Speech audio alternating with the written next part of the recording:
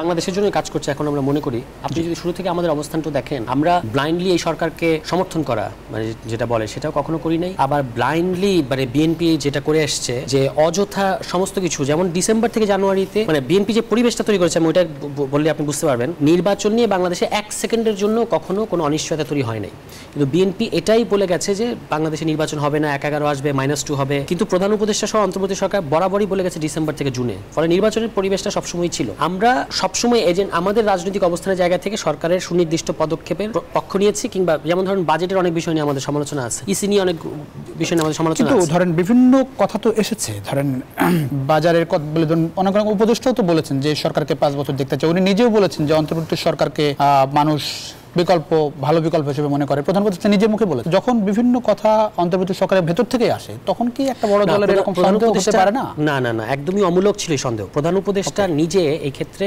তার ইন্টেনশন বরাবর পরিষ্কার করেছেন। জাতিসংঘের মহাসচিবকে পাশে রেখেও তিনি ডিসেম্বর জুন উনার কথাতে কখনোই হেরফের হয় নাই।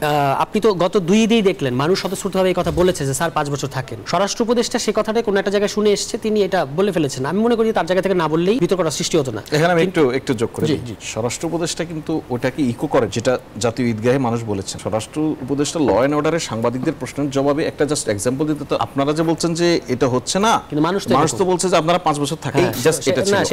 প্রধান উপদেষ্টার যে কথাটা বলছেন যে মানুষ অন্তর্বর্তীকে বিকল্প ভালো বিকল্প হিসেবে বেছে নিয়েছে, এটা এরকম না, এটা হচ্ছে যে ভালো বিকল্প বেছে নিয়েছে বলেই তো অন্তর্বর্তী করেছে এই মুহূর্তে। এর মানে এটা থাকুক এটা বলেননি উনি। তার কথাটা হচ্ছে এই মুহূর্তে এটা মানে গত যে 15 বছর যে রেজিম, তার তুলনায় মানুষ অনেক ভালো বিকল্প মনে করছে এই মুহূর্তের জন্য, এবং তারা একটা ভালো ডেমোক্রেসির দিকে আমাদেরকে নিয়ে যেতে পারবে, এটা মানুষ মনে করে। এটা ছিল তার বক্তব্য। আমাদের পজিশনটা সবসময় হয়েছে এজেন্ডা ভিত্তিক, যে এই ইস্যুতে সরকারের অবস্থানটা এটা কি আমরা যেভাবে জনগণের স্বার্থটা বুঝি সেই স্বার্থের পক্ষে এসছে নাকি বিপক্ষে এসছে। প্রধান উপদেষ্টার আরও কিছু বক্তব্য কিন্তু মানে সমালোচনাযোগ্য, কিন্তু সেটা নিয়ে অত বেশি আলোচনা হয়নি। আপনার যত বেশি আলোচনা জুন না ফেব্রুয়ারি না ডিসেম্বর, এটা কিন্তু কখনোই খুব মেজর ব্যাপার ছিল না।